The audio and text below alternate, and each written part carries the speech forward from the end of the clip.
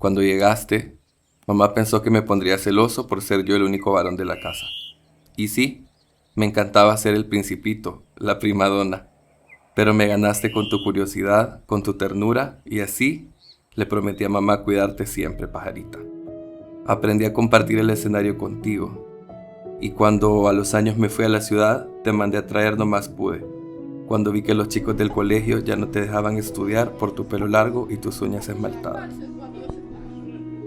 En la ciudad, te pude aconsejar y te enseñé dónde bailar tranquilamente con nuestros novios.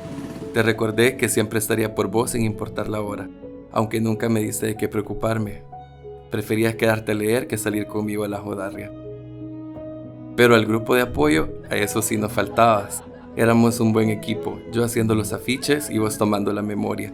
Hasta que aprendiste bien tus derechos y los términos de la comunidad y por fin me dijiste lo que llevabas diciendo al mundo desde hace mucho tiempo, que en realidad yo siempre fui el único varón de la familia. En un principio, no quise presentarte como mi hermana. Pensé que con eso te cuidaba, pajarita. No quería una vida de desprecio para vos, suficiente con ser maricón. En eso vino la cuarentena, y por primera vez me dio tiempo de hacerte preguntas a vos, conocerte más y poder admitir mi primer error. Entre pláticas, nos turnábamos para ir a hacer las compras y dejarle la medicina a mamá. Siempre nos escribíamos para avisar que todo bien. Me preocupaba tanto soldado en la calle más que el propio COVID. Cuando terminó la cuarentena, celebraste tiñéndote el pelo y pidiéndome que te llamara Jaycee. Duró muy poco ese mundo como hermano y hermana, hasta que nos los quitó el estado de excepción. Nos guardamos nuevamente, justo cuando me empezaba a acostumbrar a las mascarillas, pero yo no aguantaba otro encerrón. Igual voy a salir, te dije. Pues te quedaste, te daba miedo.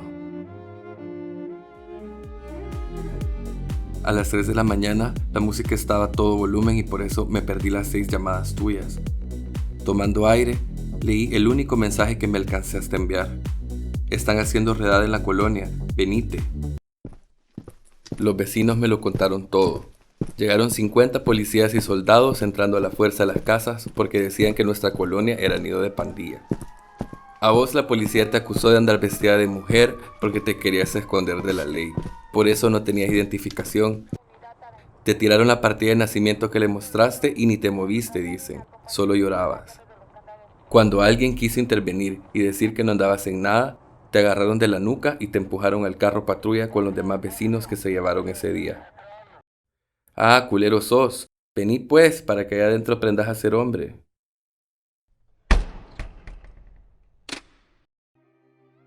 No dormí pensando en lo que sufrías, pajarita. Pero quiero contarte que nos tocó duro a nosotros afuera también. Mamá se puso grave porque te habían desaparecido.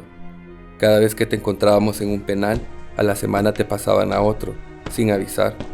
No teníamos derecho a información, por el régimen nos decían. Bajé de peso por ahorrar para pagarte la comida y costearme los pasajes para irte a buscar. Cada vez que salía, tenía soldados afuera de la casa. Me acusaban de vender droga contigo cuando supieron que iba para el penal.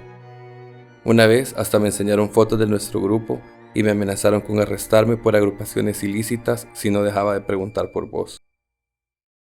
Pensé en irme, pensé en esconderme, pero qué tal si de repente te soltaban. Te dije que estaría por vos a cualquier hora. Y si regresas a la casa yo no estoy, pero fallé otra vez en mi intento de protegerte. Porque ahora me han llevado a mí también. ¿Quién velará por ti, pajarita? ¿Quién?